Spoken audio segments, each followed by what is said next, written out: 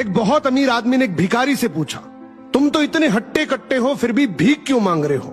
भिखारी बोला, साहब मेरे पास महीनों से कोई काम धंधा नहीं है, अगर आप मुझे नौकरी दें तो मैं भीख मांगना छोड़ दूंगा।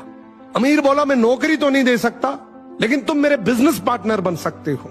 मेरे पास एक चावल का प्लांट है, तुम चावल बाजार में सप्लाई करो और मुनाफा महीने के अंत में बांटेंगे। भिखारी ने कहा, लेकिन कैसे बांटेंगे? क्या मैं 20% लूंगा और आप 80%? अमीर बोला, मुझे सिर्फ 10% चाहिए, बाकी 90% तुम्हारा होगा, ताकि तुम जल्दी तरक्की कर सको। भिखारी ने जोरों से काम शुरू कर दिया।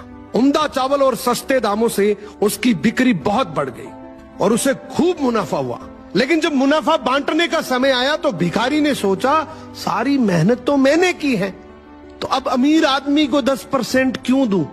अगले दिन अमीर आदमी आया और जब हिस्सा मांगा तो भिखारी ने बहाना करते हुए कहा कि साहब मुझे तो बहुत नुकसान हुआ है, मुझे जितना मुनाफा हुआ है उतना तो कर चुकाना है, तो इस हिसाब से मुझे कोई मुनाफा नहीं होगा, तो आप इसके हकदार नहीं हैं। अमीर आदमी ने कुछ नहीं बोला और वहां से चला गया। भिखारी बड़ा खुश हुआ, सोचा सारा प्रॉफिट मेरा हो गया। अब भिखारी उन पैसे से रोज मौज करे। ऐसे करते करते उसके पास से सारे पैसे खत्म हो गए।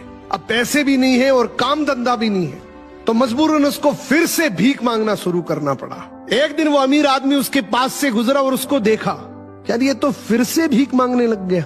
अमीर आदमी ने एक बहुत अच्छी बात बोली कि इस दुनिया में गरीब और अमीर आदमी जो होता है ना, उसमें सबसे बड़ा डिफरेंस होता है उसकी सोच का।